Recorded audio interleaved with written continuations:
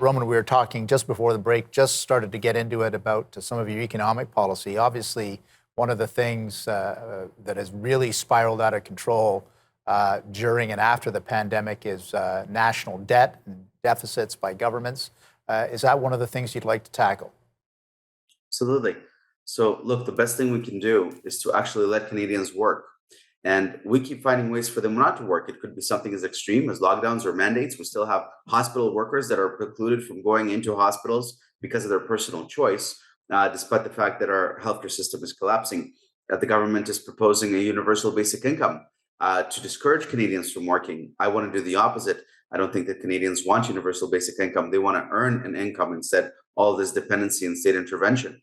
I propose that the best thing we can do to let Canadians work is to free up our natural resources sector. I believe that Canada's natural resources are a blessing, and I'm not going to let oil and gas be cancelled. And it's good for our strategic interest and our economic bottom line. And it's also good for the planet because Canadians can derive energy cleaner and safer than any other nation in the world. And that's the only way that we're going to get out of the fiscal mess that the Liberals are going to leave us in. It's not enough to just stop printing and cut and save our way out of it. We owe $1.3 trillion with $2 billion of interest a month. We need a massive economic expansion to grow out of this. And I propose to do that by turning Canada into the natural resources superpower that we ought to be.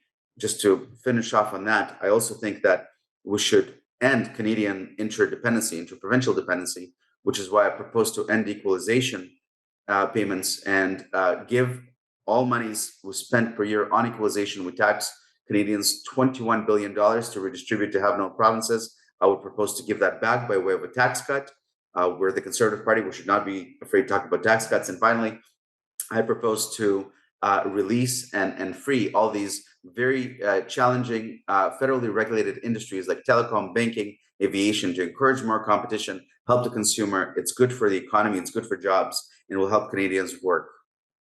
Yeah, I'm glad you brought up Canadians' tax load because that's another thing that has obviously increased markedly during the pandemic. So, talk a little bit about Canadian taxes and your thoughts on that.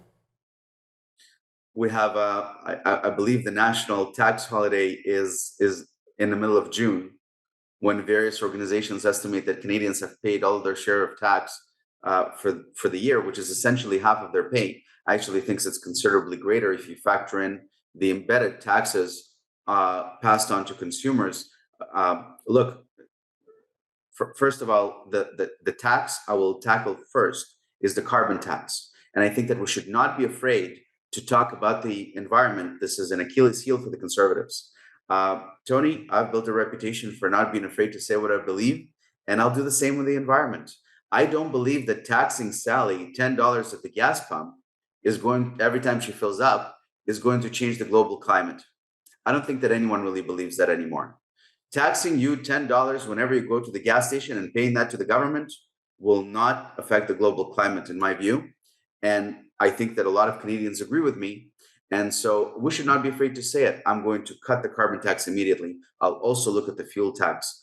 I also think we could probably use a general income tax to help us with affordability. And I'm going to pay it by proposing to end equalization and offering a broad-based tax cut to every Canadian taxpayer by increasing their personal amount, the personal exemption amount that's exempt from $14,000 to $20,800 a year per taxpayer. Nothing to sneeze at. But again, we should not be afraid to have a conversation about cutting taxes. Another issue affecting Canadians right now is inflation. It's at a 40-year high, at record levels. How do you react to that, and what's your plan for Canadians?